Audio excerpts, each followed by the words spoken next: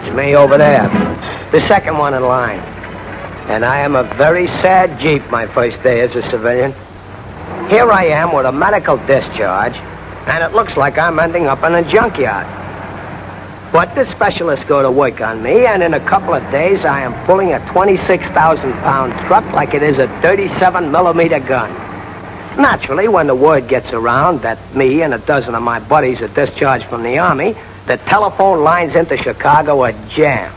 And the lucky man to get me is one Fred Heine, the mayor of Lucas, Kansas. You could have knocked me over with a pedestrian at the first job the mayor gives me, hauling a load of real live pinups. The big pitch is a war bond rally. And naturally, being fresh from the fighting fronts, I am the chief attraction.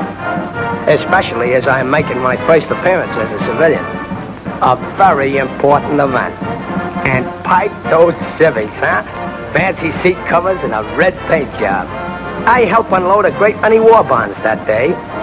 And I get a chance to study the pinups, which I had never seen in the flesh before. They're nice machinery, all right. The next day, the mayor turns me over to the missus, who is a very fine lady, although I find out later a little heavy on the clutch. I towed her around, calling on the neighbors, shopping in town. But at the bottom of my carburetor, I am not a happy Jeep at all.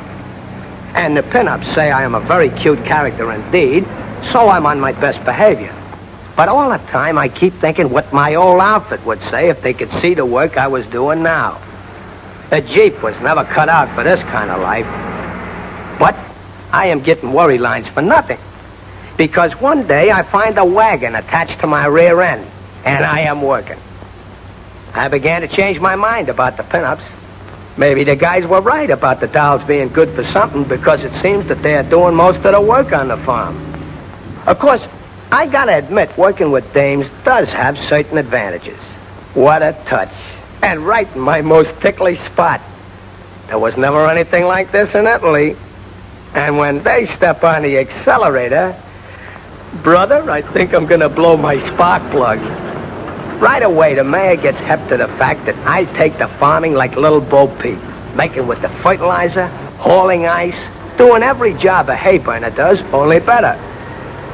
When I round up this ration on the hoof, I pretend like they are the Nazis I rode herd on in Africa and have quite a time for myself.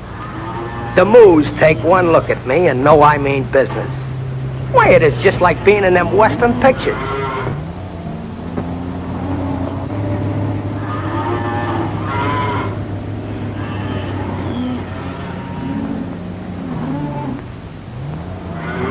Hi-yo, Jeep. Oh, you want to start something, huh? Hit the road, bum, before I mow you down and make spam out of you. I am not one to blow my own horn, as the saying goes, but frankly, the mayor doesn't make a move without me. And frankly, this is just fine with yours truly, because being a hayseed, I find most agreeable. And if you get my point, I'm still doing my bit for the war. And I'm right in there pitching from reveille to retreat. To quote my friend the mayor, I'm well, he can't get along without me. As witness, my job of fence riding. With me, he can carry the repair equipment right with him.